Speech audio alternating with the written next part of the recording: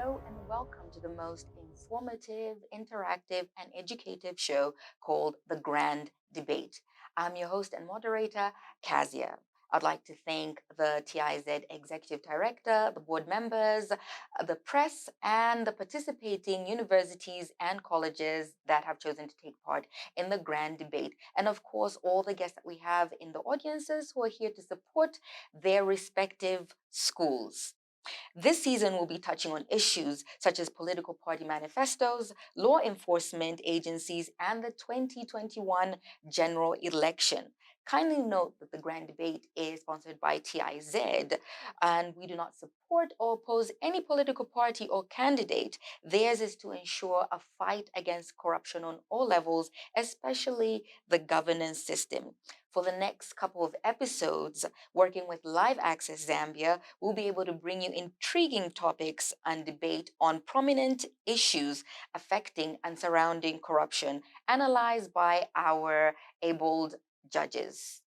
Well, with this grand debate, we have our first participants that will be taking part in this grand debate, and this will be Evelyn Hon, represented by Luyando and Ethan, and of course, ICU, represented by Jesse and Dawn. And we'd like to welcome them as the first contestants to the grand debate. Welcome back, and you're watching the Grand Debate. The topic of discussion today will be party manifestos. A party manifesto is a publication given by a party before the general election. In this party manifesto, the party tells us about what they plan on implementing once you vote them into power. It's been said that Zambian political parties have been seen to interfere with law-fighting corruption fighting agencies in Zambia, such as law enforcement, with their party manifestos. We'll be finding out if this is true or false. And of course, our colleges that are participating with us, ICU and Evelyn Hon, will be opposing or proposing that motion. There are rules and guidelines that you're going to be following in this debate, and just please pay attention as I read them out. You will each be given 5 minutes to propose or oppose. You will have an opening and closing statement. You will be given 30 seconds warning before your time is up. And once that time is up, you will have to give way to the other speaker to speak. Fact finding and checking presented material will be given to the judges. And of course, anything that is falsified will be disqualified. So we'll be giving chance to the opposing and proposing team to start. In this case, Evelyn Hon is the proposing team. Please, Evelyn Hon, take your place. Corruption has been the talk of the nation throughout generations, but today we discuss corruption in relation with political party manifestos. Under the motion which states, do you think political party manifestos have limited the anti-corruption strategies? Before I go in further, good afternoon, and no protocol is highly observed. As the Prime Minister, it is my duty to lay down the argument progression of how me and my government are going to discuss this motion. I will be defining the key terms of the motion and making the motion user-friendly to this August House. Then I'll give you examples of strategies and functions that haven't been mentioned in these political parties and how they're going to limit the Anti-Corruption Commission. And then the summarizer, or rather the chief whip, will then rebuttal some of the points raised by the opposition and give you specific examples from these political party manifestos and how they're limiting the Anti-Corruption Commission strategies. Having successfully laid down the argument progression, allow me to define the key terms of the motion, which are political party, manifesto, strategy, corruption, and limit. A political party is an organization that coordinates candidates to compete in a country's election. A manifesto is a document publicly declaring the position or program of its user. Now, a political party manifesto is a publication issued by a political party before a general election. A strategy, affiliates of the House, is a general direction set for a company and its various components to achieve a desired state in future. To limit the affiliates of the House is simply to stop or prevent something in increase. Then corruption is simply the abuse of entrusted power for personal gain. Having successfully defined the key terms of the motion, allow me to make the motion user-friendly to this August House. What we are simply saying is these political party manifestos or the ideas in these political party manifestos are limiting the strategies or the plans the Anti-Corruption Commission use to fight against corruption. Before I go any further, allow me to highlight the fact that we are not saying these political party manifestos are stopping the work of the Anti-Corruption Commission, but limiting their strategies. Driving me to my first point, under the Anti-Corruption Commission Act, Chapter 91 of the laws of Zambia, it clearly states enlisting and fostering the public support in the fight against corruption, which is one of the basic and most important functions of the Anti-Corruption Commission, which is educating the public. Once the public know the channels to follow when they have encountered themselves when they have found themselves in a compromising state of corruption, they'll be able to report. Members of the House, these political party manifestos have not mentioned the educating or enlisting the public in the fight against corruption. Let us not forget that a political party governs a nation according to its political party manifesto when elected into government. Driving me to my second point, which is corruption in private bodies. Allow me to quote under the Anti-Corruption Commission Act, Chapter 91 of the laws of Zambia, under Section 9, which simply says, advertising or advising public bodies and private bodies on ways and means to prevent corruption practices. May the Good Samaritan please pass this to the judges for further clarification. Affiliates of the House, the Act clearly states to say private bodies and government bodies. It does not just talk about government bodies, but according to a certain political party manifesto, they are saying when they come into power, they will fight corruption that is happening in public and government office. Forgetting the private sector, affiliates of the House, if we want to eradicate corruption, we have to fight it in all sectors, not just government office, which these political party manifestos are only focusing.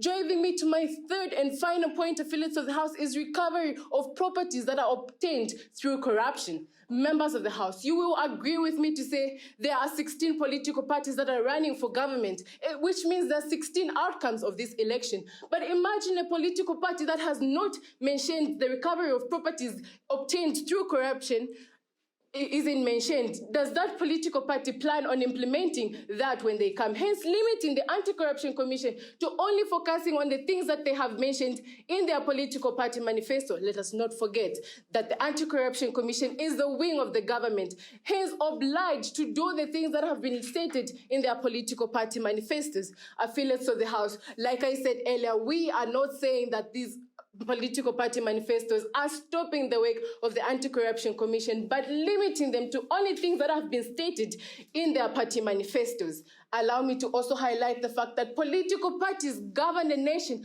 according to their manifestos, not something that hasn't been implemented. So if something hasn't been mentioned in their party manifesto, they will not implement it when they come into power. In conclusion, affiliates of the House, we can only eradicate corruption if it is fought from all sectors, both private bodies and... Time is up. There is nothing more permanent than change. Change is the law of life. If we can accept change, change will change us. Opposing to the motion which states, do you think political party manifestos have limited the anti-corruption strategies, of which I strongly say no to? A manifesto is a document which stipulates which a political party will do once they get into power. Members of the House, you will understand that political party manifestos actually help the anti-corruption strategies in fighting corruption. Why then should they limit the anti-corruption strategies when they're fighting the common enemy? Members of the House, you will equally need to understand that corruption differs in every country, and once a country's economy changes, so will corruption. This means that the anti-corruption needs to change their strategies. They need to revisit their strategies so that they meet up the corruption problems of the country that whose economy has actually changed. To show that I'm a speaker who speaks from within and not from without, allow me to quote from a document entitled National Anti-Corruption Strategies, a Political Guide for Development and Implementation under Chapter 2A,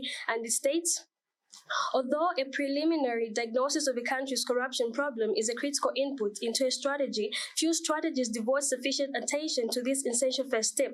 A content analysis done for this guide of 53 national strategies found that only 13 contained a detailed discussion of the state corruption in the country. The remaining 40 contained little diagnosis, merely referencing a few statistics or noting that certain sectors were more corrupt than others. Some simply stated that corruption was a major problem. The lack of an and adequate preliminary analysis in these strategies is consistent with the results of a 2007 review of national anti-corruption strategies by the UL Anti-Corruption Resource Center and a 2014 review by UNDP of anti-corruption strategies in the Asia-Pacific region. Both of the reviews also found that the great majority of anti-corruption strategies contained little, if any, analysis of the corruption problems the country faced. Members of the House, this actually shows that when the economy keeps changing, the anti-corruption needs to revisit their strategies, unlike blaming their challenges they're facing on political party manifestos. Allow me to go to my next point, and that is corruption is a personal choice,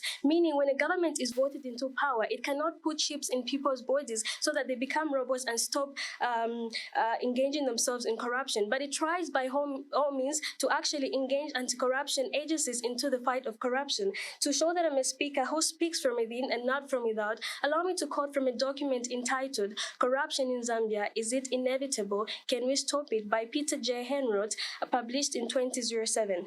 The government of the Republic of Zambia last year, meaning 2006, constituted a 5-institution committee made up of the Anti-Corruption Commission, Governance Development Unit, Transparency International Zambia, the Cabinet, and independent consultant to develop the National Corruption Prevention Policy and Implementation Strategy. The vision of this National Corruption Prevention Implementation Strategy is to attain zero tolerance of corruption and maintain Zambia as a corruption-free country by efficiently harmonized and coordinated actions against in which all sectors of society freely and willingly participate. The goal of the National Corruption Prevention Implementation Strategy is to harmonize and reconcile the various institutional efforts and political will in the fight against corruption, so as to institute effective national measures which reduce opportunities for corrupt practices and make corruption a high-risk undertaking.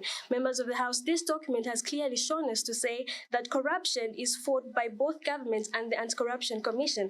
Therefore, it is not limiting the anti-corruption strategies when it comes to fighting corruption. In a nutshell, corruption is a fight for all, meaning each individual is supposed to take up the fight. Political party manifestos, anti-corruption strategies, they equally need to fight corruption. Members of the House, integrity, professional morals are some of the things that are going to help us in fighting corruption. The alarm is ringing. Let us stop hitting snooze and fight corruption. A word to the wise is enough. Thank you. Thank you, Jessie. As I alluded to the beginning of the show, I told you that this was going to be informative and educative. And of course, with each debate, we have a closing statement. We live in a country where corruption is so common and increasing each and every day that goes by. Not because Zambia can't fight corruption, and not because Zambians can't say no to corruption, but rather because the entity that has been mandated with the responsibility to fight corruption is encountered with so much interference from political parties. Thank you, Madam Speaker, and allow me to recognize seniority by simply saying all protocol is greatly observed. I stand here saying a strong yes to the motion that has already been mentioned because I know that is the right thing. But before I give reasons for my yes in capital letters, allow me to rebuttal to some of the points that were raised by the first speaker. The first speaker mentioned to say political parties manifesto help the SEC fight corruption. Madam Speaker, one thing that you should be aware is it is not the duty of these political parties to make strategies for the Anti-Corruption Commission in the way they fight corruption. As such, they are not helping them, but rather they are interfering with the already existing strategies that the anti-corruption is using. Then the second speaker also mentioned to say they are engaging anti-corruption bodies in fighting corruption. Yes, that is the right thing to do. They are not giving in strategies or plans to the anti-corruption, but rather they are engaging them. As such, the second point, I feel, she was on our side. Because of these points, I thought she chose to base her argument on mere assumption in the exclusion of facts. With that being said, please permit me to give my convincing points to this House. Point number one. According to an Act of Parliament, the Corrupt Practices Act number 14 of 1980, the Anti-Corruption Commission was established to make strategies and plans on how to fight corruption. May the Good Samaritan please.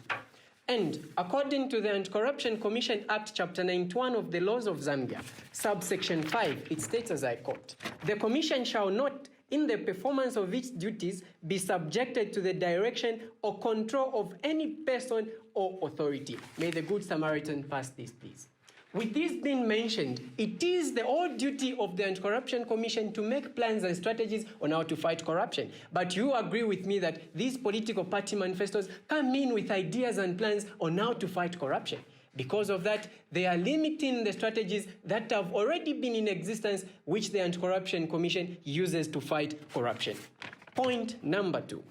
You agree with me that it is the strategy of the Anti-Corruption Commission to increase the level of political accountability.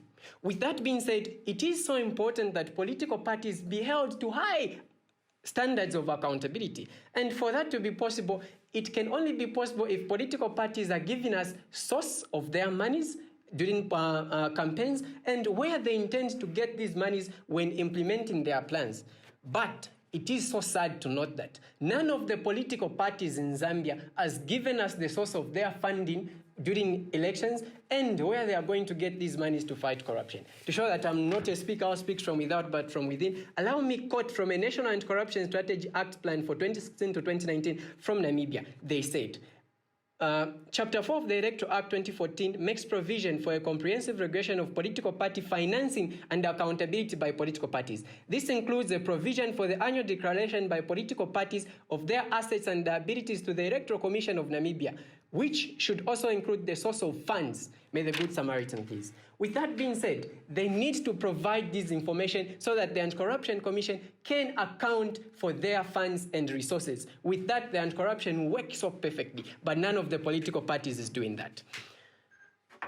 It is so sad to note that they are not doing exactly as they should be. Let me now pick out specific contents in these political parties that are limiting the strategies of the Anti-Corruption Commission. To start with, one of the political parties saying they want to establish an anti-white collar crime unit to fight corruption. We already have the Anti-Corruption Commission. Why bring in other new entities to fight corruption? By doing that, they will be limiting the strategies of the anti-corruption. Another one is saying they want to investigate only after the Auditor General has made the report. Should we wait for the Auditor General's report before we investigate corruption? Absolutely not. Another one is also saying that they want to establish special forces to fight corruption and fast-track courts. If they do that, they will be limiting the procedures of the Anti-Corruption Commission, as such limiting their strategies. With this being said, you agree with me that political party manifestos are limiting the strategies of the Anti-Corruption Commission. Thank you. Thank you for your time nicely out. Right, my lord. And of course, we have to have also the closing statement coming from ICU. Don? We are having an entertaining day, are we not, with some serious accusation being mentioned by the other side of the house this morning. Let me begin by saying, as a Zambian citizen, as a patriot, allow me to begin by apologizing for this serious allegation that proposition I just mentioned about how political party manifestos have interfered with the anti-corruption fighting agencies. Talking about interference, by the way, a man, one of the best president this country has ever had, called Levi Mwanawasa, a politician for that matter. He's the man, through his manifesto, who is credited for the biggest impact of fighting corruption, with his initiative like the creation of the task force of the economic plan in 2002, the design of corruption prevention strategies, and the reinforcement of institutions like the Auditor General and the Anti-Corruption Commission. All this through the manifesto that he had published before the election, with the sole purpose of fighting corruption to the ground. Look at one of the prominent events in this country's history. In 2007, the government president fired a minister on the spot. If you allow me to refer to you to the overview of corruption in Zambia, page 4, and I quote, the president demonstrated his stance against corruption by firing his minister of lands in 2007 after discovering that she had disputed state property to members of her family. All this was published in his manifesto, in which he said that he was going to fight corruption to the ground. And yet, the proposition here wants us to believe that political parties are interfering with anti-corruption fighting agencies. Astonishing set of speeches so far making this speech tonight. A mixture of just cherry-picked quotes, facts and figures, misrepresentation, misinterpretation, and misquotations. I mean, you can't say that political parties' manifestos are limiting the anti-corruption strategies. In fact, if it was so, then why would this political party manifesto include these anti-corruption strategies in their manifesto, in which I believe some serious issues have been raised and acknowledged. In fact, one of these political parties have dedicated a whole topic on fighting corruption. My only problem with proposition is that this morning is that they want us to believe that these political party manifestos are limiting anti-corruption strategies, and yet they forget that politicians make promises in their manifestos, but it is actually that the parliament which passes legislation, not political parties. And the government is not made by one political party. It is the government that governs, not political parties. In fact, how many people read the manifesto? Except those who only want to criticize them.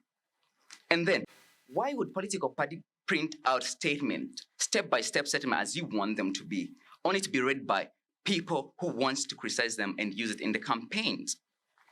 Ladies and gentlemen, this is not a motion about perfection. I'm not here to argue that political party manifestos are perfect, but I'm saying that the time and energy allocated to fighting corruption is enough. And the issue here is, unless the proposition can tell us this morning, if political party manifestos were interfering with these anti-corruption agencies, why would the World Bank Governance Indicator, for example, indicate paramount progress made in the period between 2003 and 2007 on political stability, government effectiveness, regulatory quality and control of corruption? If they cannot answer that, then they might as well give up and stop pretending they have anything relevant to say about how political party manifestos have affected the anti-corruption strategies. Ladies and gentlemen, let me just say this to you. Think of this motion this morning. Think about what happens if you vote yes. That you ignore every effort that this government have made throughout the decades. That you ignore everything that has been said into these party manifestos. So, ladies and gentlemen, I beg to oppose this motion this morning. I beg you to vote no this morning. Thank you for your time. Well, thank you. Your time is up. When we get back from the break, we will be going into the cross-examination section of the grand debate. Join us on the other side.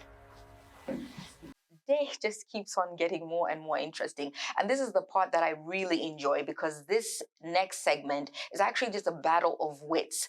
Each part of the debate team has no idea what the other team is going to ask them.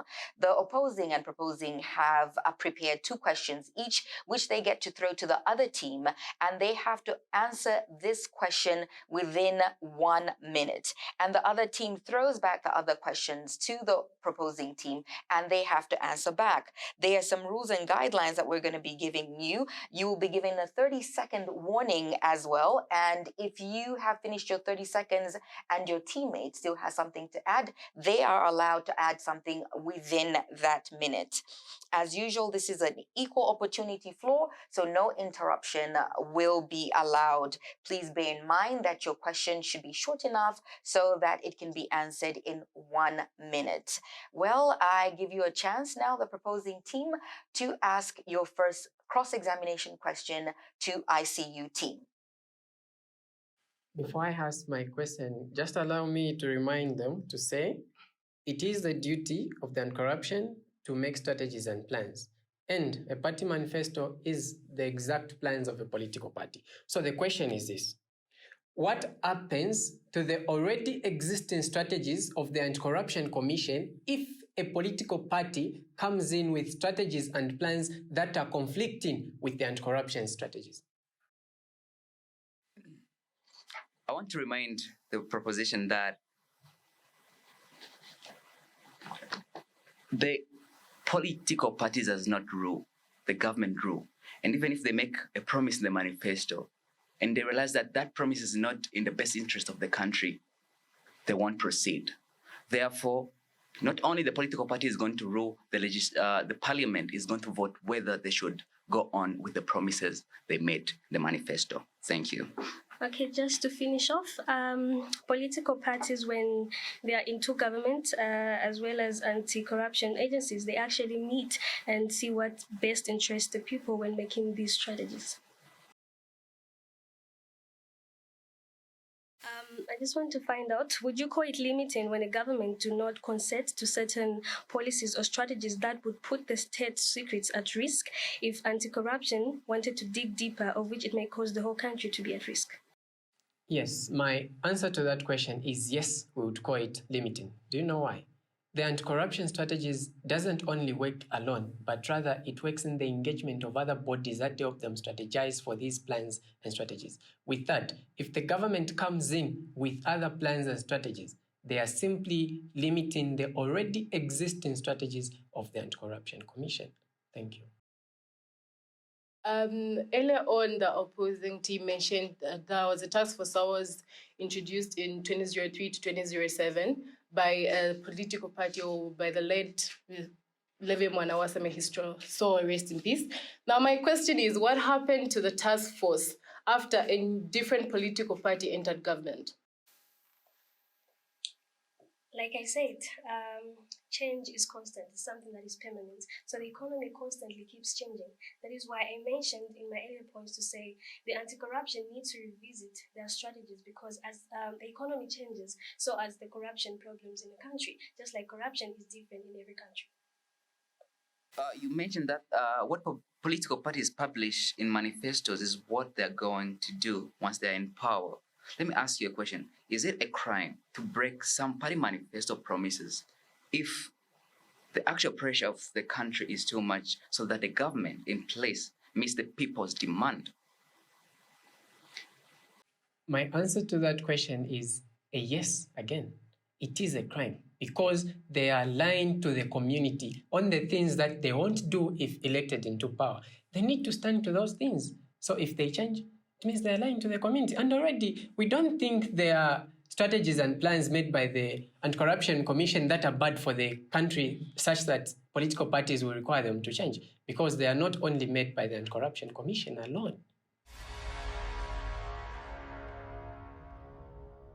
Well, Evelyn Horn and ICU have definitely brought the fire with that cross examination segment.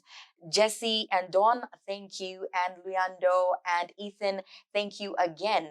Now, you'll be waiting for the part where the judges get to go over everything they've seen, from the opening statements to the closing statement, from the cross examinations on both ends, and also to the information that has been handed over to them and all that has to support their motions today. Well, the judges will be deliberating and they'll be getting back to us, and we get to find out who the winners will be. But of course, we have to still congratulate them because they have gone the extra mile to support their motions in this grand debate. Join us as we find out later what the judges have come up with their decision. Okay, so thank you very much. For me, I think, first of all, what is important that I've taken note of, overall, I'll give the following comments, which are specific now to the teams that have just completed their debate. I see, first of all, Evelyn Horn had done very good preparation. So with respect to the documents that they have submitted to us, we see that they have done some analysis of political party manifestos, something that I haven't observed with ICU. They have not given us analysis of political party manifestos in the documents that they submitted before the debate. Then my other comment is that ICU was actually better in terms of presentation of facts and evidence. So in the way that they debated, argued their points, I observed that they were better in presenting the facts and the evidence that they had. Yeah, so those are my few comments. First of all, I would like to commend both teams for putting in the effort and preparing for this debate and on this topic. My feedback regarding this round of debates is that while the proposers, you did your research quite elaborately, I do feel that with regards to the actual debate and following through your arguments, it was difficult to link your research to your arguments. I feel that you could have better linked your research to your arguments today, but also citing examples to back up your arguments, because it seemed you're just making claims without actually giving us examples and anecdotes to your arguments. For the opposers, I do feel that their research was not as elaborate as the proposers, but the way they presented their arguments, they did it in a way where they were able to link their research and use examples, which helps people who are listening to the debate and may not have had the opportunity to look at what research the team made. It helped us follow through their line of thinking and the arguments. With regards to the round of questions and crossfire, I do feel that both teams could have been well prepared in terms of the questions that they wanted to ask the opposing team, but I do feel that the opposers gave more satisfactory answers to the questions that were asked for them, and so for me, I do feel that the opposers performed well in this round of debate.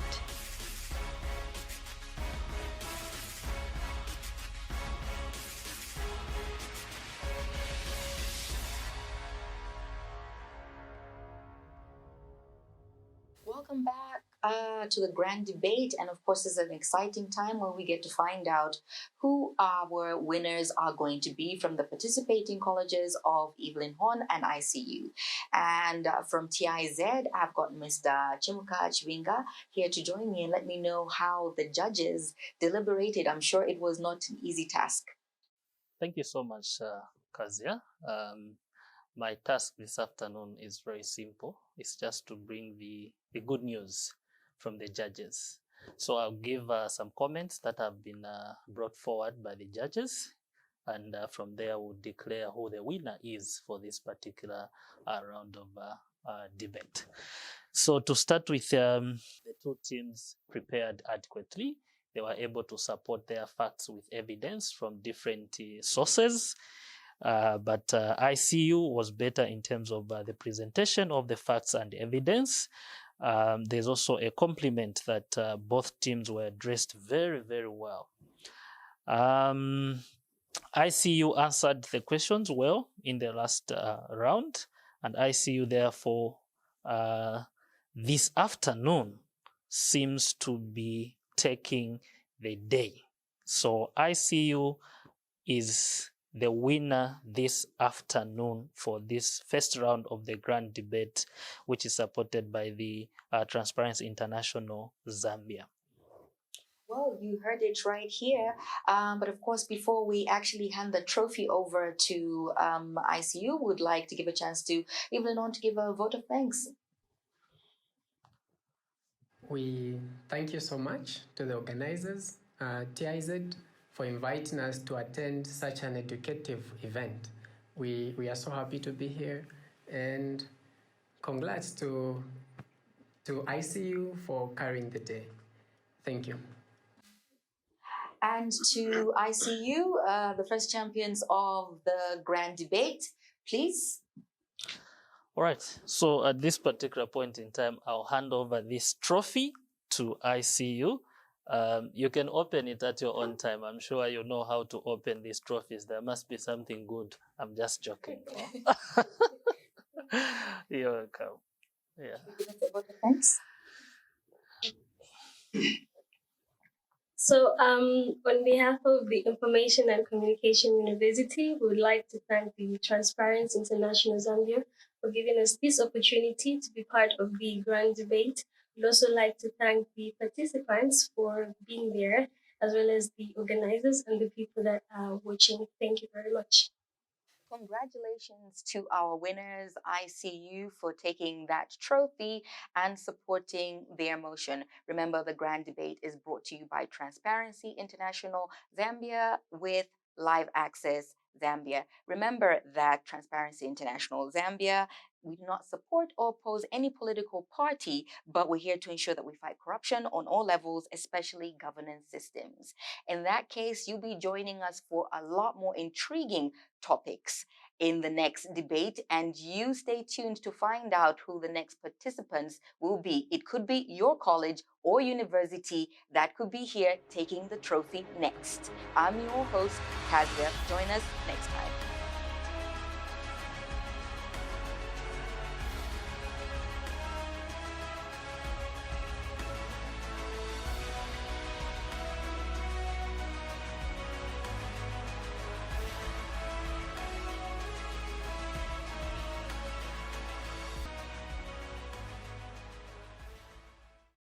Transparency International Zambia is the leading anti-corruption crusader, contributing to Zambia's development based on a culture of integrity, transparency, and accountability through the promotion of good governance and zero tolerance to corruption. For more information, follow us on our Facebook page, Transparency International Zambia, or email info.tizambia.org.zm.